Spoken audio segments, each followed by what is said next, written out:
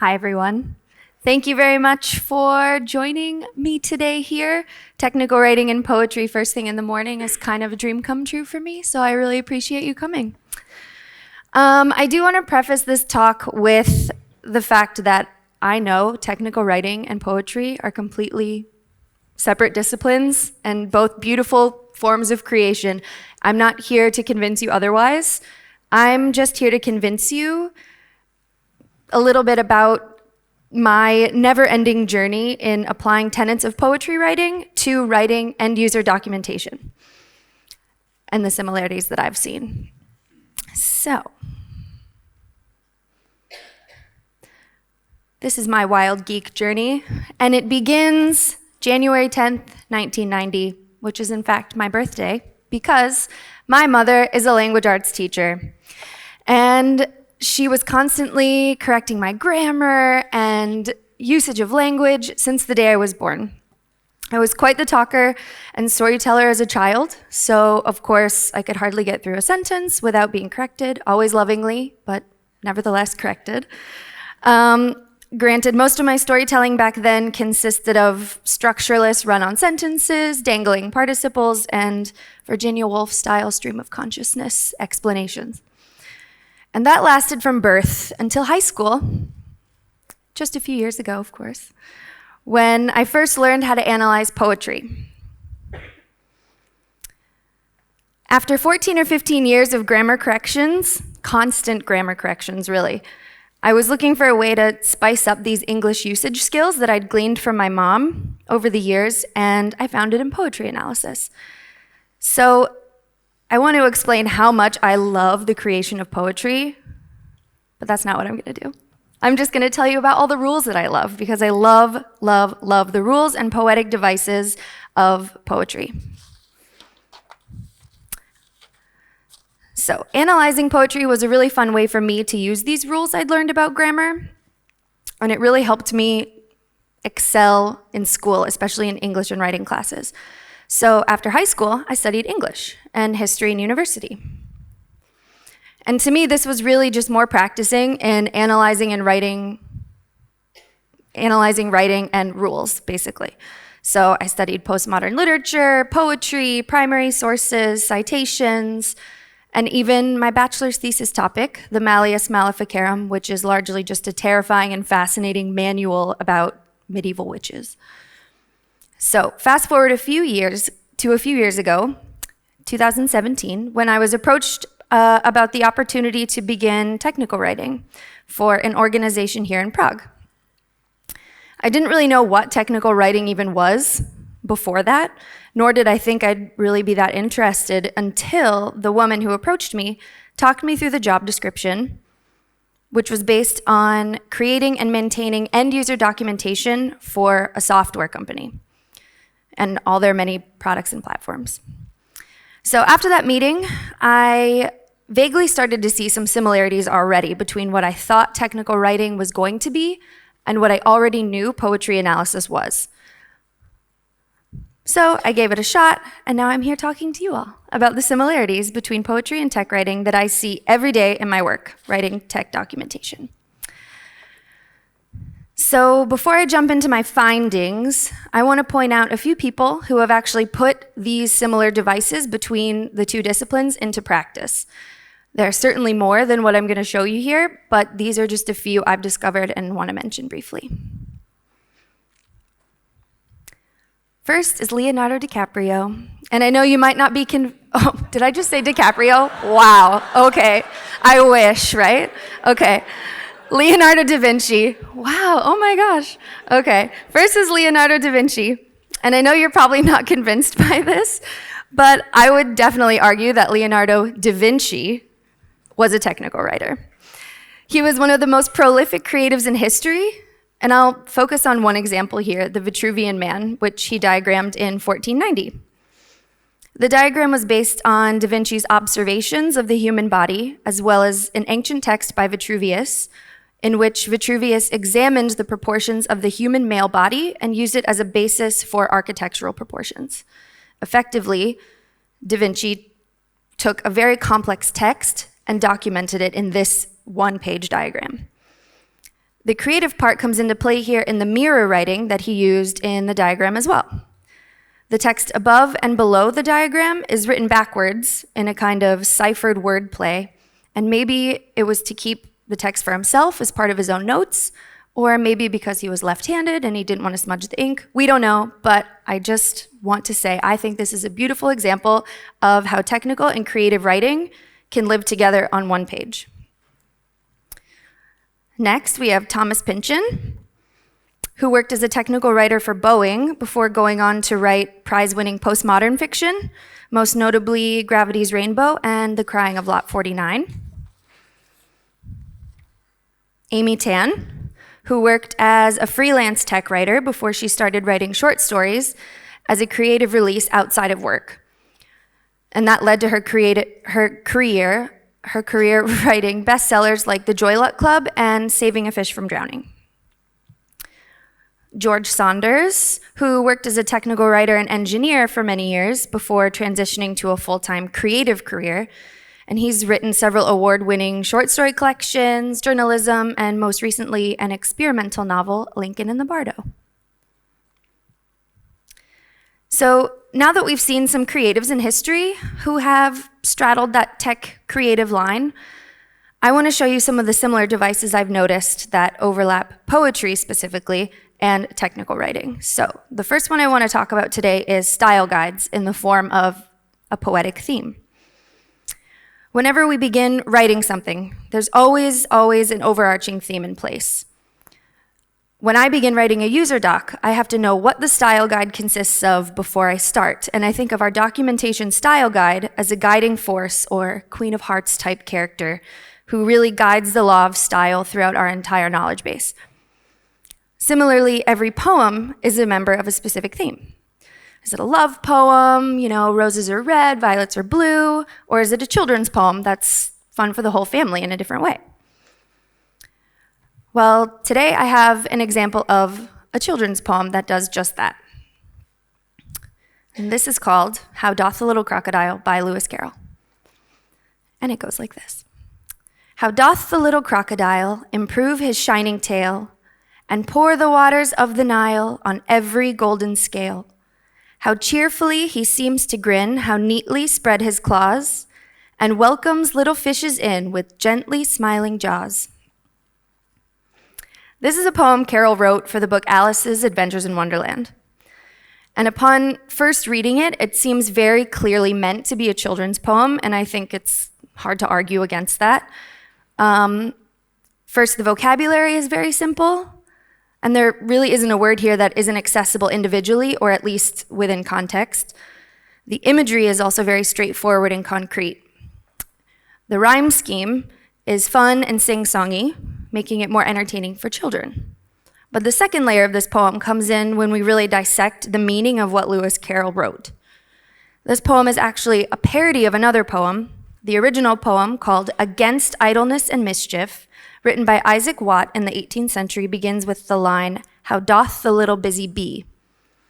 And continues as an ode to the heavenly virtue of hard work, illustrated via the little busy bee. The crocodile, on the other hand, in Carroll's poem, adopts these virtues of the little busy bee, if you can call them that. But instead, his virtues are sneakiness, cheekiness, and predation. In a way, Lewis Carroll is throwing Watts' original poem a little bit of shade by defending the virtues of mischief and idleness instead, and saying via the crocodile, look, I work hard too, and I'm very satisfied with the way that I get things done. The poem is entertaining on many levels, and this is part of what makes children's poems so interesting. The poem's adherence to this theme automatically stations it as a layered piece of literature that the whole family can enjoy in a different way. Similarly, when we create documentation, we want the users to understand what we present to them. We should do our best to write clearly and in a way that conveys the appropriate meaning for all users, advanced or not. We do this through standardization and adherence to a style guide, the same way Carroll adhered to his children's poetry theme in this poem. The next thing we need to think about as technical writers is the structure of an article. The structure we choose should always enhance the content within the article and not detract from the user's understanding. Article content in no discernible paragraphs or sections without images is horrendous to read. I think we all have at least one example. This hurts me to look at, but I think we all have an experience when we've confronted this giant wall of text as a user. This is an exaggeration, of course, but if my choice as a user is deciphering this and figuring out the issue on my own, I think we know what I would probably do, figure it out on my own. Or I'd submit a support ticket, which defeats the purpose of documentation in the first place, and that's no good.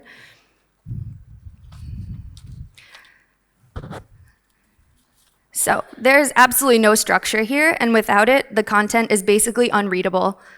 For example, an FAQ article should be structured differently than a product installation article, and both structures should add value to the content inside them.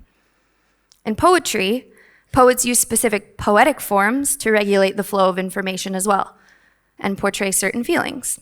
For example, this haiku by Natsume Soseki: "The crow has flown away, swaying in the evening sun, a leafless tree." Now, haikus traditionally contain 17 syllables, often in a 5-7-5 pattern throughout 3 lines. And that's really, really not a lot of space to convey a complete experience, but they get it done, which means each word needs to be chosen with the utmost care. Similarly, the diction in any given article should be chosen with the utmost care to avoid this wall of text that we already confronted. Alongside the careful selection of diction within an article, creating the organizational structure of an article often reminds me of what the absolute king of unique poetic formatting would do, which leads me to my next example. Now, I know this is a very strange poem, very fun, but very strange, by E.E. Cummings. And I'm not going to read it right now for pretty obvious reasons, I think. So what I am going to do is to give you all a minute just to really look at this poem by yourselves, to yourselves, just to see what you can make out of it. So just take a minute.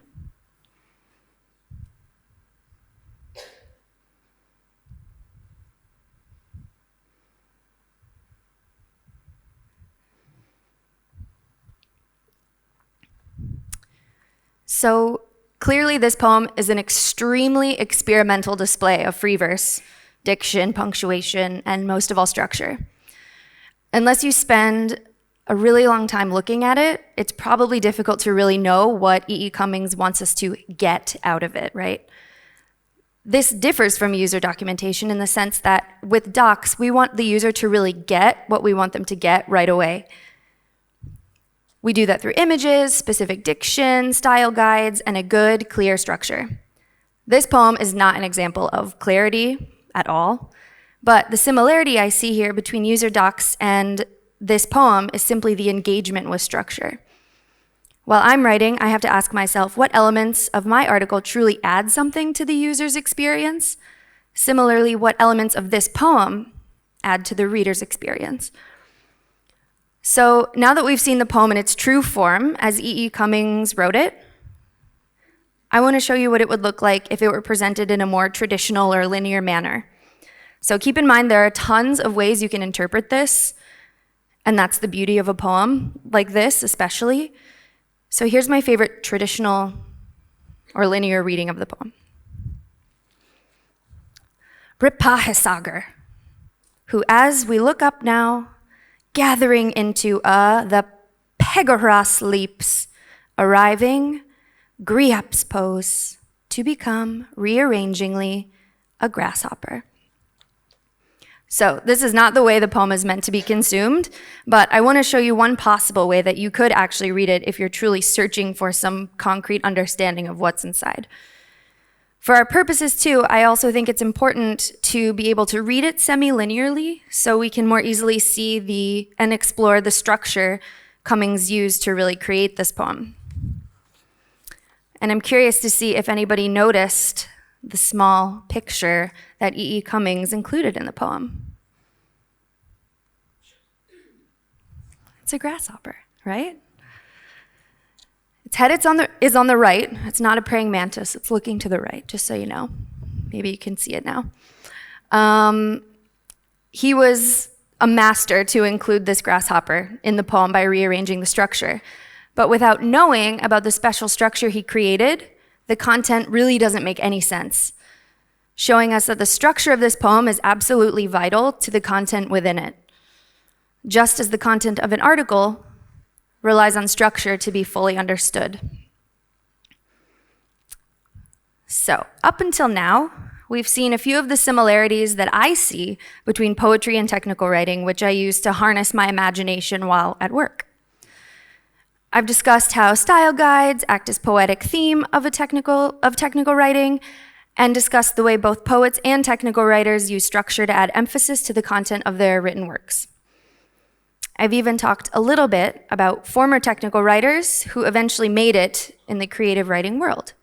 But what I haven't really talked about yet is what it's like to be a poet working as a technical writer and really being okay with it, and in fact loving this dual identity. And yeah, you guessed it. This sentiment reminds me of a poem by a brilliant American poet, Mary Oliver. And I'm gonna let Mary Oliver read it for us because it's just too good a poem for her not to be able to read it. So, without further ado, Mary Oliver reading Wild Geese. Wild geese. You do not have to be good. You do not have to walk on your knees for 100 miles through the desert repenting. You only have to let the soft animal of your body love what it loves. Tell me about despair, yours, and I will tell you mine. Meanwhile, the world goes on. Meanwhile, the sun and the clear pebbles of the rain are moving across the landscapes, over the prairies and the deep trees, the mountains and the rivers. Meanwhile, the wild geese, high in the clean blue air, are heading home again. Whoever you are, no matter how lonely, the world offers itself to your imagination, calls to you like the wild geese, harsh and exciting, over and over announcing your place in the family of things. So one of the most important things I've learned as a technical writer of user documentation and lover of all things poetry is that writing isn't just about explaining things. It certainly is about explaining things, but it's also about engaging, both with the users and also with your own imagination as a writer. It's so easy to lose creative inspiration when I'm caught up in the daily grind of things, but if I remind myself of the similarities that we've just explored, it helps me to view writing user docs as a true art form, and even better, an art form that I already love and think about all the time. So now you've seen a little bit about my creative process and the way I find creative inspiration in my daily work, writing, and user documentation. Poetry has certainly helped me find my place in the tech writing family of things. And I hope this talk has inspired you to find a way to engage your own imagination and creativity to find your place in the family of things too. Thank you. Wild geese.